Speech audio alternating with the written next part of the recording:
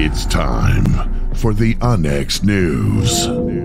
Extraterrestrials, time anomalies, dimensions, remote viewing, UFOs, UAPs, and USOs, ghostly encounters, abductions, Bigfoot, and more.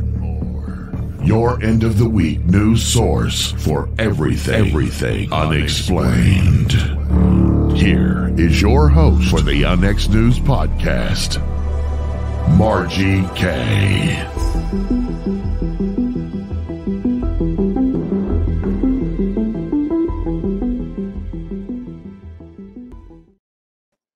Hello and welcome to Onyx News on the KUNX Digital Broadcasting Network. And tonight is our 2024 prediction show. This is a special show, and I am bringing in my very good friend and our programming director as a co-host today, Mr. Race Hobbs. Welcome to the program, Race. Thank you, Margie. It's good to be back. Thank you for joining me this evening. I know this is going to be a lot of fun. We can have fun with predictions all day long. Oh my goodness! I'm never any good at them. Nothing I say comes true. Like nothing. Really? I'm not really all that good. You've never even had a good guess about something in the future. You know, there was a 1 year I predicted the Super Bowl winner, and Okay. I think that's the best I've ever done. Okay, and that was only one time. That was only one time. So nobody's placing their bets on Race's prediction for the Super Bowl this year. No. Oh yeah, my husband tried to get me to do it, and I did. You know, since I'm psychic, I decided to try it. You know, I've never done it before, and I saw something, but I'm not going to say what it is on the air. Oh, good. Yeah, that could cause some major problems. For instance, if I'm wrong, I have a lot of people mad at me. So yeah, we don't need to piss anybody off. No, we don't. But first, I just want to apologize to everybody. If you can hear it, I'm not sure if it's coming through, but we've got an additional heater running in the house. Well, these single digits are something else. So I've got a fireplace going in the front of the house. I've got the central heat and air unit and then an additional heater in here. It's cold. You have to. I mean, what temperature is it there in Arkansas? Ray? It's like 10 degrees now. Okay. That's about where we are in Kansas City. Yeah. And it's going down. It didn't even get out of the 20s today. No. We've had our wood stove going for 3 weeks. Easy. Solid. You have got the most beautiful wood burning stove, and I bet that place is cozy. It is. But even with the wood stove going, that house gets cold in the back. And the second level, we have that closed off completely because it's just so cold. It's unreal. Because when you go, if you have a day of cold, it's no big deal. When you go a week, 2 weeks with sub-zero cold, the house is, oh man, it just penetrates. It's miserable. Thank you, Frugal Rock. They say that they don't hear anything abnormal. That's a good thing. Thanks for the feedback on that.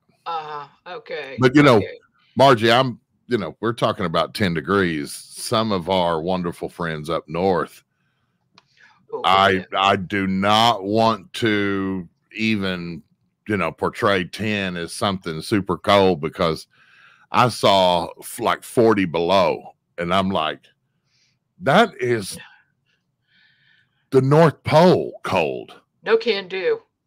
No. My sister used to live in Minot, North Dakota, and I Oh, visited her. Oh no. yeah, Get those good. folks up there in Wisconsin and Wyoming and the Dakotas and all up in there. That is, I mean, I literally got almost blown off the highway in Wyoming on Interstate 80. It's windy there. Oh my goodness gracious. They literally build fences to catch snow, to build snow drifts when it blows, because the snow blows. That's right. And And I'm they like, close highways. in the summertime, whenever because I was driving between here and Utah, and I, would do it 4 times a year. And in the summer, I was like, what are those big fence looking things? I thought they were something that they moved around to steer cattle, or something, Yeah, what I mean? To load them up on trucks or something. And then when I made my first trip through the winter side of things, I learned real quick, Margie, what they were for. Yeah. And that's crazy. So hearts are with all of you. Hope you're all warm and snuggled in, got your favorite beverage and ready for the weekend. And Margie and I are all set to entertain you a little bit with some predictions. Okay. Well, first of all, what's your prediction about this cold? How long is it going to hang around? Oh, I'm sure we're going to be chilly into mid-February, but yeah, it's going to come and go. I think, I've been looking at the models and it's just like what's coming this weekend and this week. The jet stream is super dropping. Like my son down in Dallas is going to be freezing. Like my friends in Louisiana they're going to be, you better get your coat and your long johns on because it's getting ready to dip to the nip. They're not used to it. I think it's going to ebb and flow, Margie. I think it's going to warm up, get cold again, warm back up, and we're going to fight snow and rain. This is certainly a weather pattern that's really not normal for our region. No, in the Midwest, we are used to, a couple of really cold days, and then, it's above 30 usually. Yeah. This time of year. And so below 30, below 0. No, we're not used to that. But this people in the South are really not used to it. No, we could get for a shock. Oh, look at Carol. Ontario, Canada. Oh. Very cold. Nice evening, though. I love your energy, Carol. You win, Carol. Hey, Dan. Hi, Good to see you, brother. Yeah. Dan looks warm in his coat. Hi, Donna. There's Mark Eddie. Hey, everybody's in here tonight. Well, listen, I'm going to start off with some things that I found on BuzzFeed about coming things that are expected for this new year. I want to see what you think about it. And everybody in the chat, give me your comment. Okay. First of all, grandpa core is the new fashion. So cardigans and custom clothing and, dad aesthetic and grandpa aesthetic. That is supposed to be in for the year. I'm with it. Are you? Oh my goodness, yeah. That right there, I'm super comfortable in. I can't gripe. I can't argue. I can't put a negative stamp on any of that. I mean, I love wearing stocking caps and old sweaters. I'm with it. Okay. Pullovers, just like knit pullovers and sweaters. It's real easy to throw, and with a t-shirt on under that, just kind of layer it. You're pretty good when you go out and it's cold, but if you start sweating, don't stop because you'll freeze to death. But I love that fashion. I love those old sweaters, Margie. I can't get my husband in one. His blood is boiling all the time. Summer, winter, whenever. He won't get in a sweater. He's got them hanging in his closet. He won't touch them. What does he wear? Flannel? Oh, he doesn't even wear flannel. Are you serious? No, he just wears a straight in this weather, a shirt and a jacket. Not even a coat, and not even any gloves. And he's sweating. Gee. Oh, and I'm bundled up. I got 3-4 layers on, and my gloves and my hoodie, and yeah. Oh, just to go from the office to the car, and then the car to the house. That's how bundled up I am.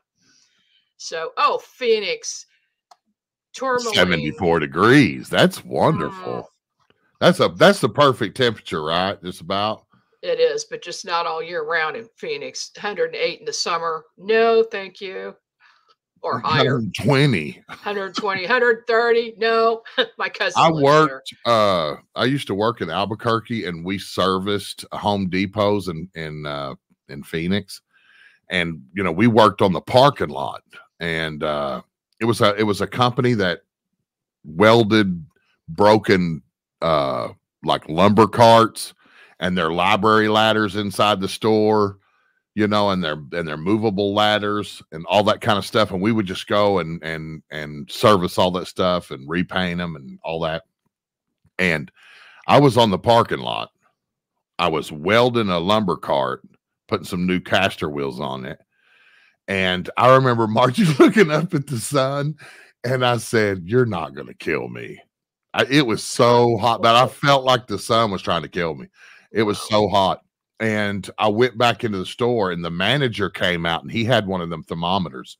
And right there on the asphalt where I was working was 120 degrees, 121 degrees. Dang. And I even got hotter after he told me that. I was like, I don't do extreme hot or extreme cold. It's got to be somewhere in the middle. Arizona has some of the most beautiful landscape in America. So it does. It's kind of worth it.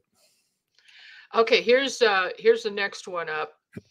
So if you're planning on getting married this year, which I know you're not, Race, because you're happily married. Anybody who's planning on getting married, guess what the new trend is?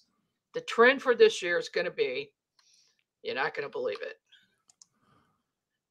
70s style. Oh my goodness. Now, that was one of the weirdest decades for fashion in my mind. It's just too strange. And a lot of the women, their dresses were very plain. They looked like unkept people. Like, this guy's beard is quite manicured, but back in the 70s, they weren't. They were just raggedy. Yeah. And they looked like people that had ran up into their grandparents' attic and opened up all their trunks and just got all of their stuff out and started wearing it. Yeah. But they had lowrider jeans, bell bottoms. I thought those were cool. I mean, like in my daughter's time, she graduated in like 2007, and they were wearing kind of lowrider jeans and that kind of stuff back then. So it's kind of come back and then went out again, and now it's coming back again. Yeah. So I guess we'll see what happens. So we have got some guests coming in with us this evening, and first up is Mr. Peter Robbins. Welcome to the program, Peter. And Peter Robbins is adjusting his camera.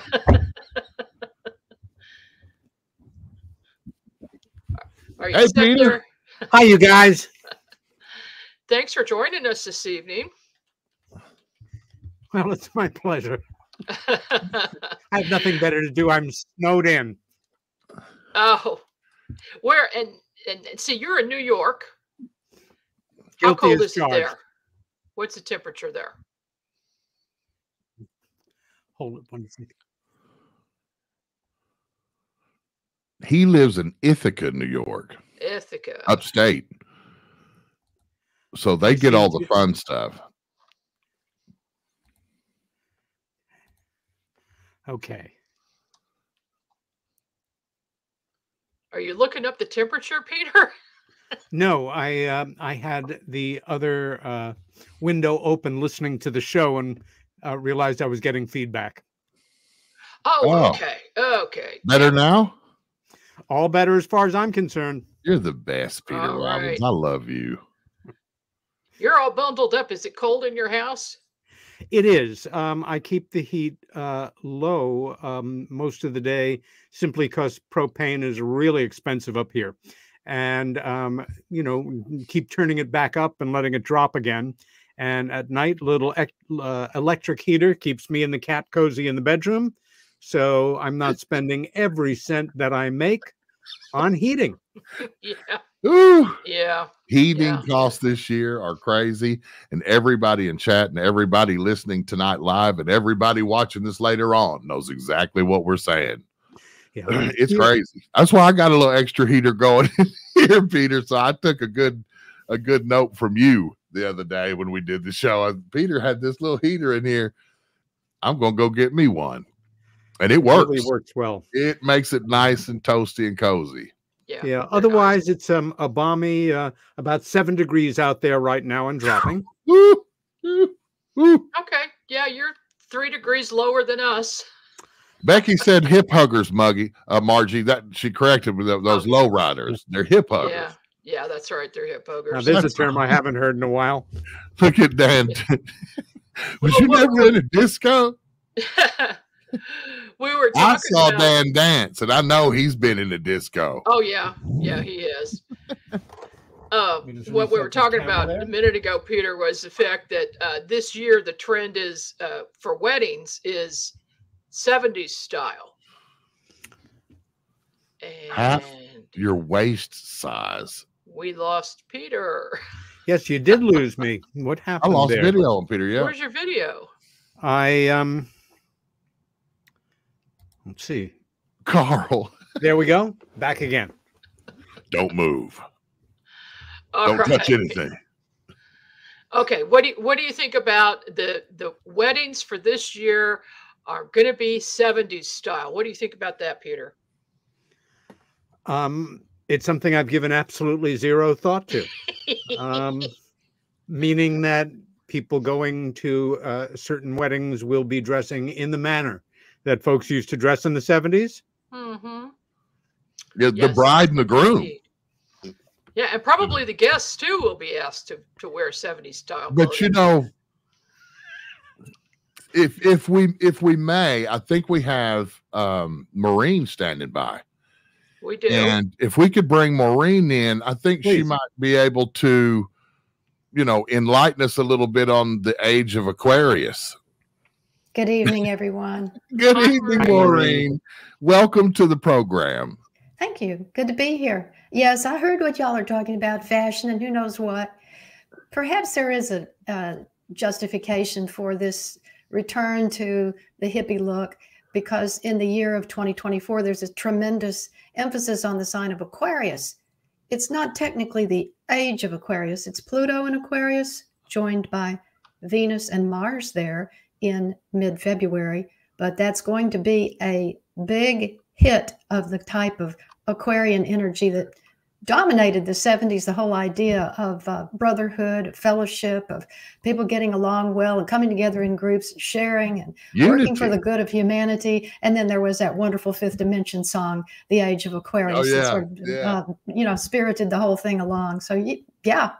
That one went through my head when we were talking about that song. I'm glad you mentioned that. But I mean, Pluto, Mars, and those are some of our best friends in the cosmos. So it's going to be a good time, I hope. We're going to need it. We're going to need it. Race, you have a wonderfully optimistic and positive outlook. I try. It's hard sometimes, but I try. Well, you come by it naturally with your sun in Sagittarius, so keep going. Thank you, sugar. All right, guys. So apparently badminton is about to be the next big thing. Now, this is according to BuzzFeed.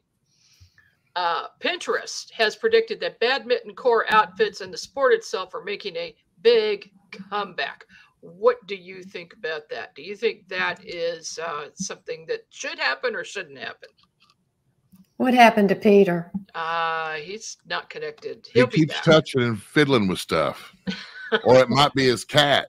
Well, if we can have badminton, does that mean we can have good mitten too? Oh, you just I was always bad with I was always bad with my miss. I was telling Margie before the program, when we were doing pre-show, my badminton was, I have 4 older brothers and sisters, and when I would get my hands on those rackets, I was like swatting rocks and pebbles with them. I never really hit the little bird very much with it. You put the bad in badminton, Race. I don't know, Margie and Race. It's hard to say. I don't think the astrological indications really are in the direction of games until Jupiter enters Gemini, which is a sign that rules games and play later in the year. But earlier in the year, there's some very profound developments that we should talk about at some point. Okay, we will, definitely. Peter, did you ever play badminton? I'm sure I did a number of times when I was young, but it left very little impression on me. And the news that it's about to become a thing again really doesn't register very high on my meter. You have the yard for it. You have a beautiful lawn to put up that net and everybody get out there and swat that bird around. Well, I can just see it's actually fairly hilly, although it looks good in photographs, which would add an interesting challenge to the game. Hilly badminton. Okay. It does have some slopes, doesn't it, Peter? All right, guys. Now for a serious question for both of you.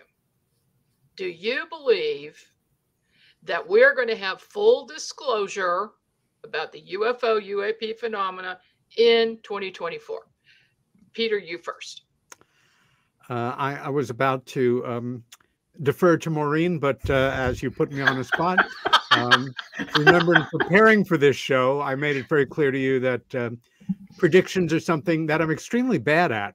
And the example that I gave you was as a very young person hearing the group, the Beatles, for the very first time. The song was I Want to Hold Your Hand. And of course, like millions of kids all over America, I liked it, but had not seen them. I had never even seen their logo or the name of the band spelled out. And my very first thought was, who's going to be interested in following a band named after insects? With that as my background in predictions, Beatles as opposed to Beatles, I will say I am absolutely sure that I am not sure. However, not trying to skirt the issue, the process of disclosure is happening. We're in the middle of it. I think, what we're talking about here is that official announcement coming from sources within our government and other governments acknowledging the presence of non-human entities and visitations, and that some, as Stanton Friedman used to say, / not all, UFOs are representative of truly advanced technology from parts unknown under intelligent control. I'm an optimist, and I like to think that that possibility looms. At the same time, in the great kind of chessboard of world events right now, it almost seems that other events, dark ones, sad ones, violent ones, are vying for our daily attention. The poor beleaguered Middle East right now, the chances of violence spreading, the fact that we still have a war going on between Russia and the Ukraine, keep taking attention away from the machinations going on in Washington, D.C. in the House of Representatives. What I am actually most focused on regarding the process of disclosure within our government is, given the increasingly fractious nature of American politics and the fact that we are being more and more set against each other, where a true founding principle of this country was trying to find common ground between people of different minds and different beliefs. I think the most positive thing that I see leading toward official disclosure, and in the process, producing a positive result that we can all look to with maybe some hope and optimism, is elected officials on both sides of the aisle, be they Republican or Democrat, liberal, conservative, however you want to look at it, are coming together on this subject. I think of people like Tim Burchett, representative from either Tennessee or Kentucky, I'm forgetting right now, and Marco Rubio, representative, of course, from Florida, and both of my New York State representatives, Chuck Schumer and Kirsten Gillibrand. These people are ideologically opposite each other, and yet they're working together. And I wouldn't be surprised if behind the scenes, at first maybe even begrudgingly, real friendships are forming.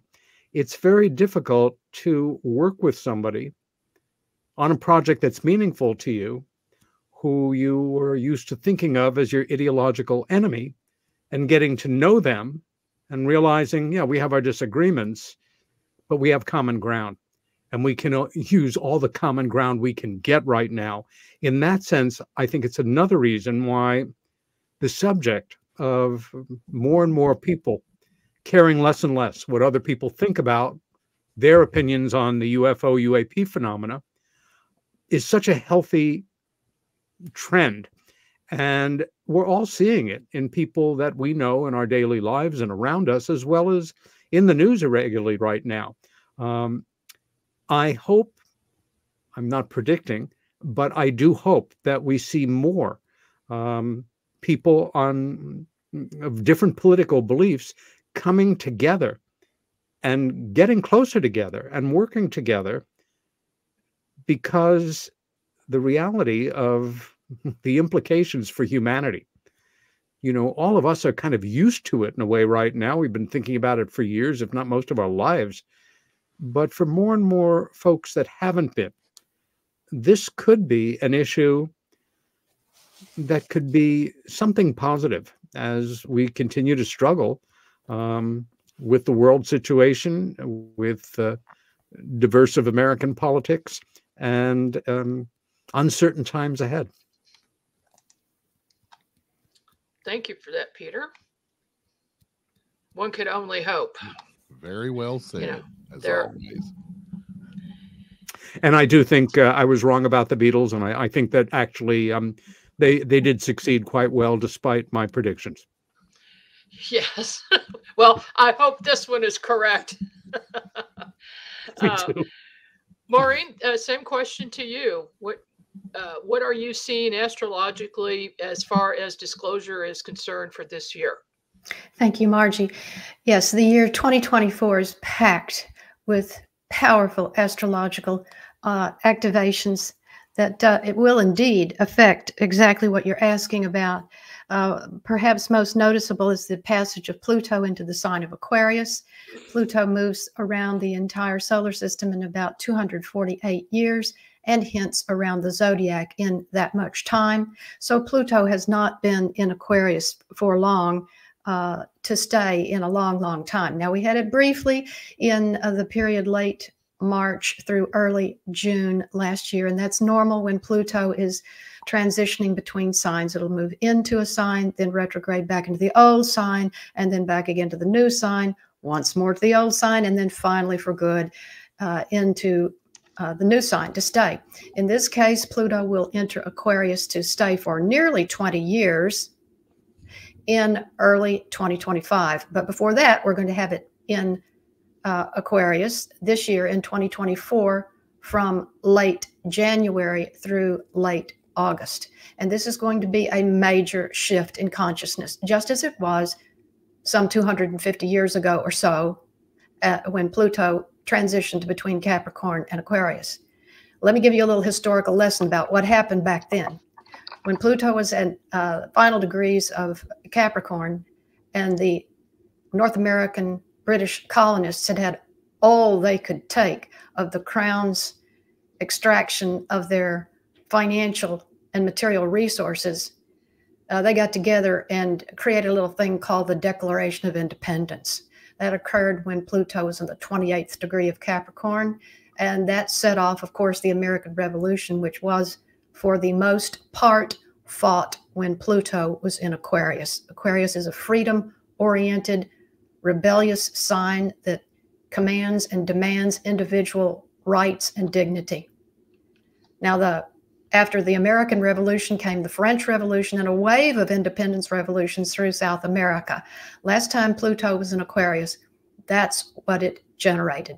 A massive uprising in human consciousness demanding that governments recognize the rights and worth of individuality and the necessity to limit and rein in the power of despots, royalty, and the executive types the world around. So could this impact the disclosure process?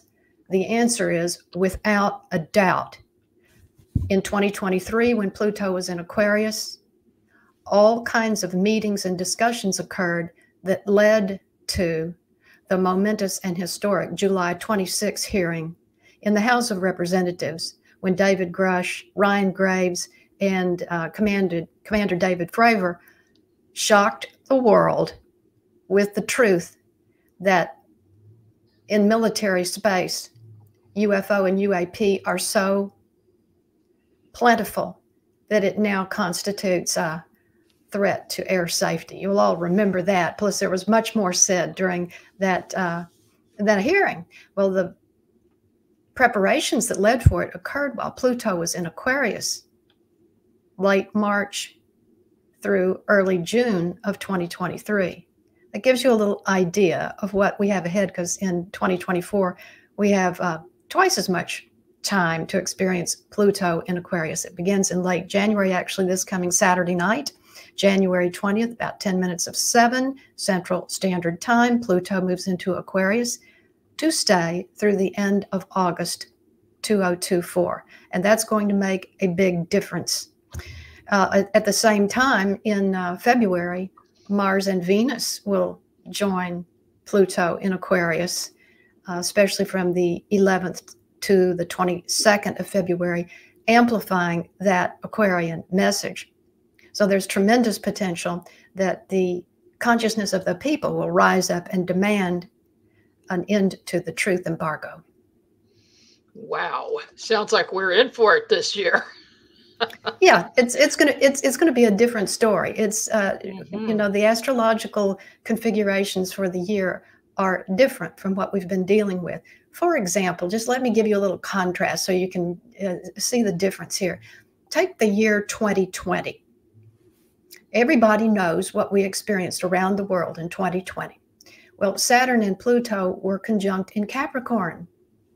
That's the sign of big business, executive power, financial clout, and elitist agendas. Now, not every sun sign Capricorn in the world is guilty of that. They're perfectly fine Capricorn people. But when Pluto is in any sign, it tends to ferret out the hidden background corruption. So apply that model to 2020 and you'll see the difference. Saturn-Pluto conjunction in Capricorn, we've already lived through that. We don't have to guess about what the results of that kind of influence might be. We've already seen it. That's a history lesson. As I say, the best way to learn astrology is through the book of life. Look back and see what actually did occur as a result of various activations. Well, we can look back and see what did occur in 2020. And this year, 2024, does not contain anything like that. Wow. We're going to be in for a wild ride this year then. Yeah. Well, the ride gets a little wilder in April, frankly. Oh, well, we've got the big solar eclipse coming. That's not all. What is that going to do? Well, that's not all. April is packed with powerful astrological influences. Yes, the total solar eclipse will occur on April 8, and then right after that, we have a Mars-Saturn conjunction on April 10, and then on April 11, the Sun conjunct retrograde Mercury, and then the coup de grace which is the Jupiter-Uranus conjunction on April 20. Now, any one of those would be enough to generate a fair amount of drama. We've got 4 big ones right inside the same month, and the last one I mentioned is the Jupiter-Uranus conjunction. Happens only once every 14 years, and we've had several in the last, going back 14 years in increments. But guess what? There was one very much like what we'll experience in late April of 1941, with the Cape Girardeau crash and retrieval situation. And that was Jupiter conjunct Uranus at about 26 degrees of the sign Taurus. In April of 2024, we'll have Jupiter conjunct Uranus at 22 degrees of the sign Taurus. Very similar. So, wow. Yes. It'll be interesting to see if we have any UFO landings, UFO crashes, big UFO sightings. It looks like April would be a prime time for that. Yes, throughout the entire month. Particularly notable will be the period 7 through 12 April. 7 through 12 April 2024. That contains the final hours right before the total solar eclipse, the Mars-Saturn conjunction, and the Sun-Mercury conjunction. And at that time, Mercury will be retrograde. Margie knows I've been studying the history of UFO sightings. At this point, I've looked at about 300 UFO sightings and encounters occurring from the 1940s up to present time, which is about 80 years, from a variety of sources, including individual, group, and mass sightings. There are definite patterns that pertain to these situations. In other words, astrologically, we would say, which drive the occurrence of these situations. The Sun conjunct retrograde Mercury is one of those. It is present in many well-known historical sightings. So that's right in the middle of the mix for April. So, oh boy. What you could say in plain and simple English language is that the entire month of April 2024 is saturated with the potential for extraordinary developments. And that means in consciousness as well as in material happenings. Well, Race and Peter, I think we should have all our cameras at the ready, 24 hours, aimed at the sky, based on what Maureen just said. I know I will. I will be in Piedmont, Missouri, and also Mountain Home, Missouri, at the time of the solar eclipse for 2 UFO festivals there. And I am going to have 2 cameras going, and 2 video cameras and my regular camera, because that place, whenever I go there, I see a UFO. It's a UFO hotspot. If you want to see a UFO, you could coordinate hotspot with this timing that Maureen is talking about, and probably have some luck. Yes, UFO historian Richard Dolan currently estimates that about 100 UFO sightings and encounters are reported per day now to the various reporting sites, including Newfork, Kufos, MUFON, and Enigma Labs, and others. About 100 a day. That's a lot, but that still leaves a lot of room for additional experiences for people to have. The population of the planet is pretty huge. Yes. So throughout that whole passage of April that I just described, the potential is high for anomalous occurrences of various kinds: telepathic communication, psychic impression, precognition, telekinesis, objects appearing and disappearing, portals opening, and most definitely the sighting of anomalous craft. All of those things are highly possible. Consciousness shifts in other areas of life are also very possible. We were talking just a few moments ago about the situation with the governments the world around. with the militarism that we're dealing with the antagonism that we're dealing with. April of 2024 contains significant potential for a shift in consciousness that would affect humanity at the psychospiritual level and represent a greater enlightenment that could very conceivably lead to a decrease in the animosity that we have on the planet as a result of basically cosmic insight or understanding. That's what the Jupiter-Uranus conjunction is likely to do, and it's strong throughout the month, although it's only exact on April 20th. But it will be strong 3 weeks at least leading into that, and 3 weeks after it. So that's a good long period of time for people to have the opportunity to glimpse a bigger view of existence. Thank you so much for that, Maureen. Appreciate it. Can't hear you, Race. That's a lot to take in for just April. It is just, yes. And then there's more throughout the year. Yes. Yes. Yeah. Well, we'll look forward to listening to Star Speak all year long to keep track of what's going on in the heavens with you, Maureen. Cause I just, I was sitting here taking a few little notes, but I get to produce your show every week. And I do that. I'll take notes. And like last week was a great show, folks. If you get the chance, go over to the KUNX UNX Network YouTube channel and be sure and check out Star Speak. She does a wonderful job. If you love astrology, Maureen has it down. She's right on. She's always accurate. Yeah, she does a great job with it. Thank you, Margie and Race. I appreciate that. And I'm very grateful for the opportunity to share this information with our listeners on the UNX Digital Broadcasting Network. It's a pleasure for me too.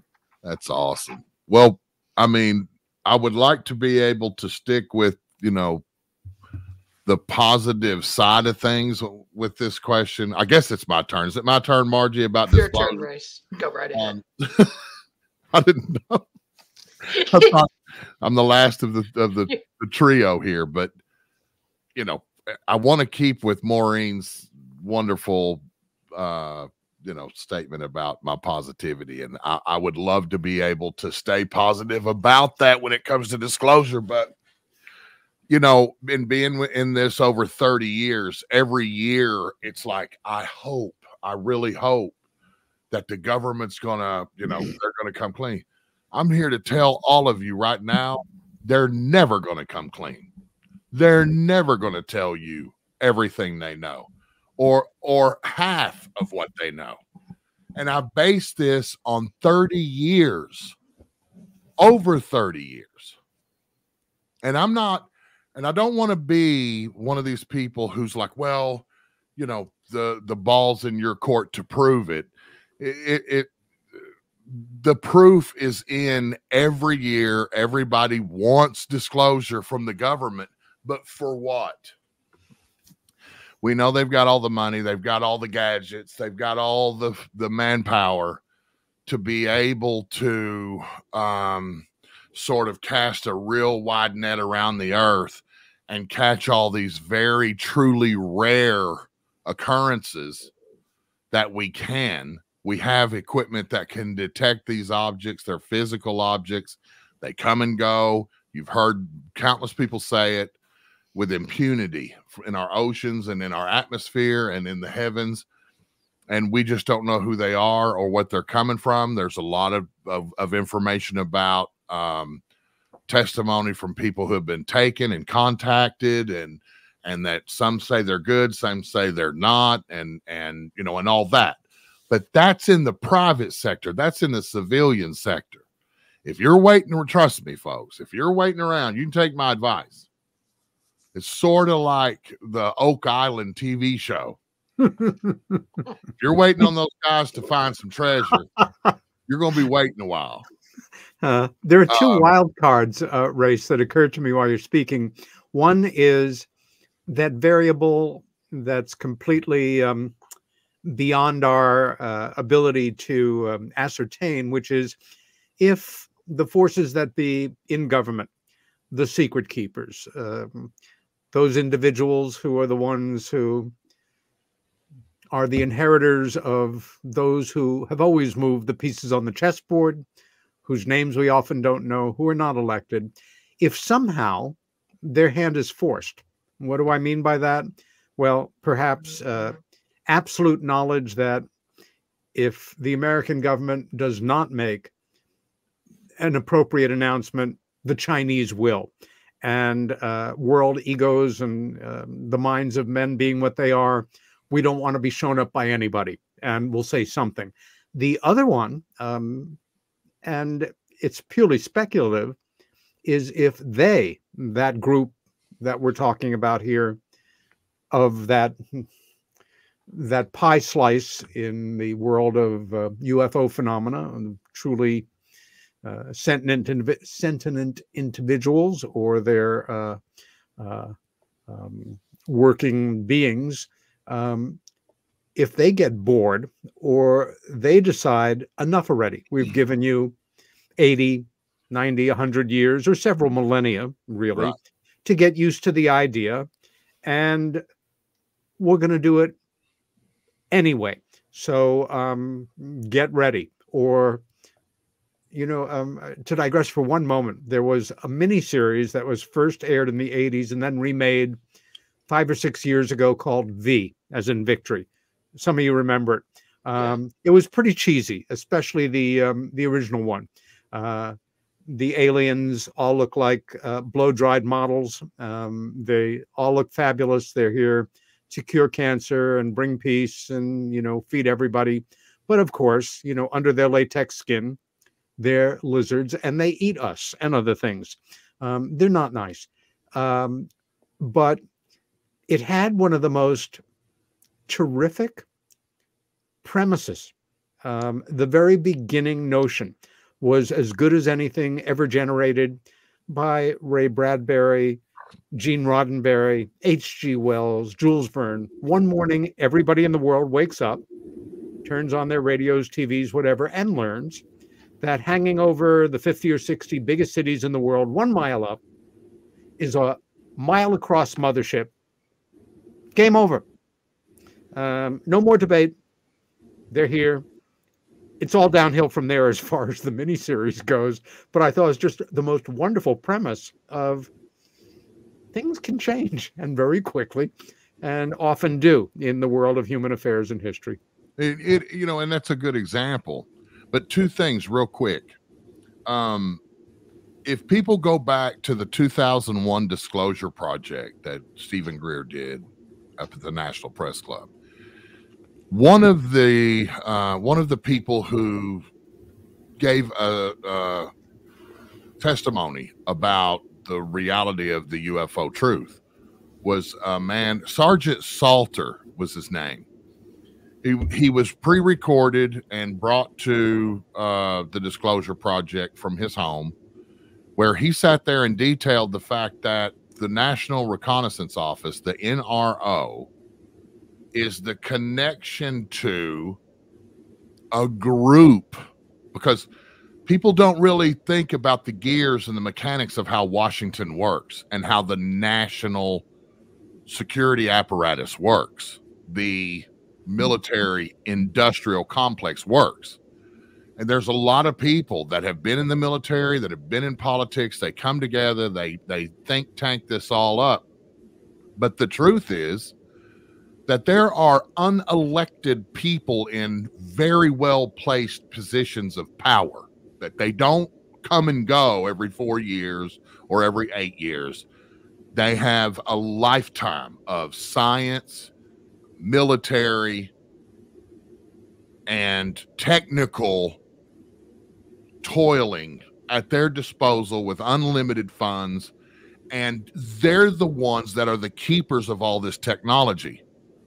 They're the ones that if you play their game, you will benefit. Your government can benefit from the knowledge that they have. Because here's the question to all of you out there and my colleagues here with me. If a UFO in 1932 or 1947 or yesterday crashed to the earth,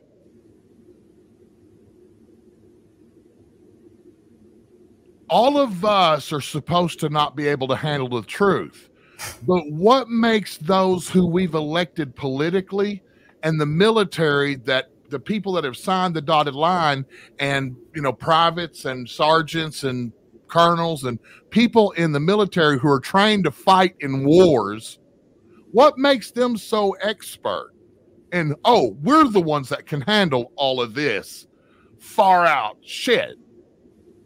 But we can't. It's all about containing information, because those who have it, and no one can argue with this, no one can debunk what I'm about to tell you. Those who have all the information are the ones who run everybody else. And it's been that way since communities and towns and cities ever existed. Since humans got together in big numbers, somebody came up with the idea that I've got to be the one to organize all these people.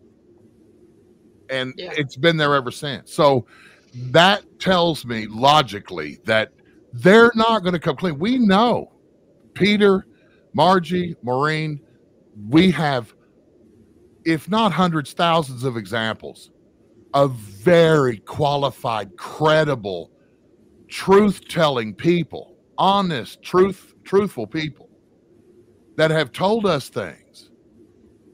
We have equipment that has been developed that can detect these objects, that can detect these things, and they're not ours. We know that. So the smoking gun is that. I just want everybody to rely on the civilian aspect of it. Don't waste a whole lot of time worrying about the government and Grosh and all these people up there on Capitol Hill and Schumer. That whole thing is it's a curtain. They'll always say, we're going to disclose, we're going to get the documents, we're going to find out, and we're going to share it with all of you if it's okay for us to do so. If national security permits, there's always an if or a but at the end of it. Always. Yeah. So don't waste your time waiting on them to tell you what we already know is the truth. So work in civilian sectors, work in the civilian. Don't waste any more time on Washington or the military or the government. That's all a humongous waste of time. And it's got a whole bunch of us, really qualified, smart people, running around chasing their tails like a dog in the yard, because they want to be the first ones to catch a nugget from these guys that are dangling a carrot in front of them. I want to be the one to break, they're not going to get it. They have been toying with us for decades and decades, and they're going to keep doing it until we get tired and give up. So the unknown factor is the action of the public. Yes. Let's go back. That's the X factor. Let's go back to the beginning of the Pluto cycle back in the late 1700s. It was something like 13% of the population of the British colonies that actually ran the American Revolution, a very small group of people. And they went up against the greatest naval power and military power and financial cabal that had ever existed. Who in the world would have ever thought that a ragtag bunch of half-frozen, somewhat diseased, untrained militia folk could do this? Seriously. They did it under Pluto in Aquarius. They accomplished the impossible. They threw off centuries of the theory of the divine right of royalty. They threw off centuries of that. It's actually millennia that humanity had existed under that paradigm for a governmental structure. And that's what was accomplished last time Pluto 3%. Was in Aquarius, a gigantic shift of consciousness, not in King George III, as you're saying, we've got our own King George III now. Not there. That wasn't where the consciousness shift happened. It was in the hearts and minds of the everyday common people and the inspired people who lived amongst them. That's where the fire of transformation was lit and started a worldwide conflagration. Mm-hmm. The X factor. That's what I call it. Because, you know, just like Las Vegas, just like in Miami at the mall, we know these things are fallible. We know these things break and crash. And it's going to happen in front of a bunch of people. And they're going to appear in front of a bunch of people. And it's up to us to try to educate them and make the regular citizens out there that really never have given this too much thought, but in the back of their minds, they believe it's true. Yeah, I believe it. I don't doubt that. I've heard that so much. Yeah, you ask the average person on the street, do you believe that there are extraterrestrial craft or beings? And they'll say, yes, sure. You know, it's not a surprise. It's not a surprise. Yeah. I know we're getting close on time here. I want to throw my prediction in here real quick, since I am the psychic here.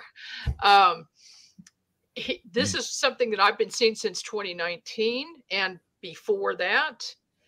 And I have gone public with it before, but I keep seeing a vision of exactly what Peter Robbins mentioned earlier. There are mile-wide craft around the entire planet, covering the entire planet. They're cloaked right now, and they are going to uncloak simultaneously, letting everyone know at the same time that they exist.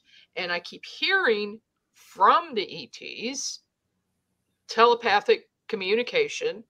I keep hearing, we're going to do this because your governments will not. And so that is what I think is going to happen this year, especially astrologically with that setup. I don't think it could be any other time. That's kind of scary to me. All of a sudden, there they all are. It's Independence Day. Like, well, there was a total solar eclipse in 1991 during the International UFO Congress in Mexico City, and there was a mass manifestation of UFOs and a UFO armada that passed over the city of Mexico City during that period of time, during a solar eclipse. So we've got that coming, another one like it, and much more. Yeah, I think we should be open to the possibilities. And to me, these possibilities are not limited to governmental adaptations or changes. Really, it's focused much more on a widespread consciousness revolution of the people, because of the tremendous emphasis on the sign of Aquarius, which connects to a broadly disseminated network of humanity. We haven't had a lot of Aquarius influence recently. We're going to get some. It's going to change the situation. That's awesome. Yeah, I'm looking forward to it. Yeah, we're at closing time, but I just want to say this.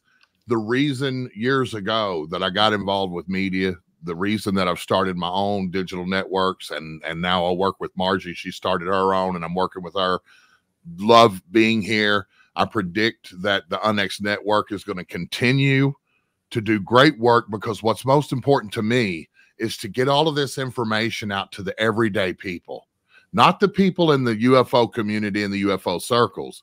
But I have been blessed to come to know people like Margie and Peter and Richard Dolan, Grant Cameron, Linda Moulton Howe, and all the people everybody knows and sees on TV, and Maureen and everybody, and Dan Terry. And every day I meet people, and I'm ready to bring us all together under one big umbrella so that we can work on these digital platforms. The radio and the video is the way of the future, and been saying that for 15 years, still saying it, to get this information out to everyday people, and let's share it with people who really don't know enough yet, because educating them and becoming sort of the psychological, spiritual educators of that side of all of this, so that they don't have to fear it, is the way that we can nullify that the world's not ready for the truth. We can help them get ready. Every day we suit up, we come to work, Margie, me, Peter, Maureen, and we do this work with enthusiasm and passion and belief that what we're doing is not a waste of time, because all of you matter. And that's what I want to say for 2024. Well, on that note, Rach, that was a very good note to end on. Thank you both, Peter and Maureen, for joining us tonight. Thank you, Race, and appreciate it. And here is to a really, really good year for all of us. Absolutely. Peter, thank you for being here. Maureen, thank you for being here. It was a lot of fun. Bye, y'all. All right. Bye, y'all.